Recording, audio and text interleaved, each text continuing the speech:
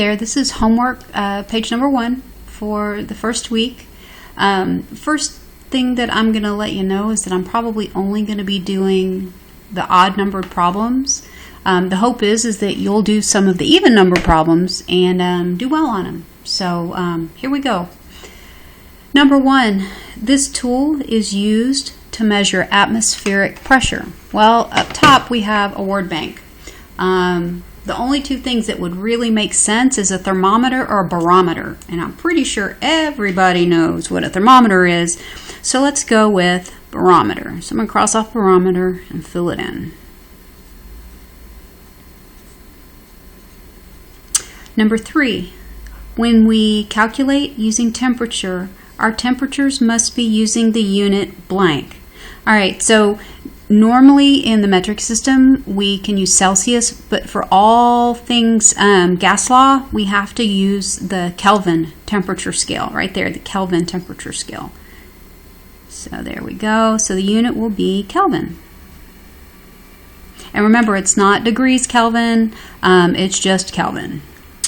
Number 5, when the smell of a banana spreads to fill the kitchen, this demonstrates diffusion. Okay, as things spread, that scent spreads, it's called diffusion. It's also the reason that you can smell a dead skunk on the side of the road miles before you can see the dead skunk, because his scent diffuses. Okay, number 7. This is a tool used to measure temperature. Well, we talked about that a minute ago. It's not a barometer. Yes, it is a thermometer. Hopefully you guys are not using any of these thermometers at home to measure your temperature. Hopefully everybody is fine. Thermometer. Okay, so you're going to have to do 2, 4, and 6 for me, but I think you can do that. Okay, down here, stuck. For temperature conversions. Temperature conversions are going to be pretty easy. In order to convert from Celsius to Kelvin, you take whatever the degree Celsius is and you add the magic number 273, and that's going to give you Kelvin temperature. Okay, how are you supposed to memorize 273? Because it's a weird number. I mean, it's not like something you use all the time. So 273, I think it's pretty easy to memorize. So all you have to do is add degrees C plus 273. That's going to give you Kelvin temperature.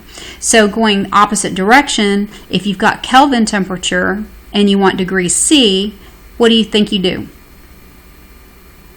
Right, it's Kelvin minus 273, and that's going to give you degrees Celsius. So let's go on to numbers 9 and 10. Convert 28 degrees C to Kelvin. So if I have degrees C, I'll plug it in there. Degrees C plus 273 is going to give me that temperature in Kelvin. So it's 28. Ooh, you don't want to see all that boring stuff.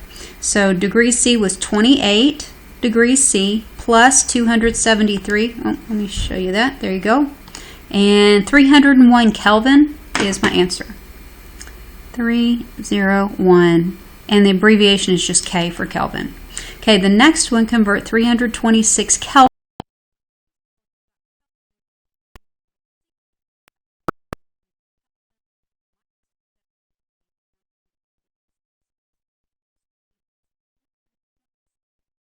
See, 326, I'll put it over here, you can see that.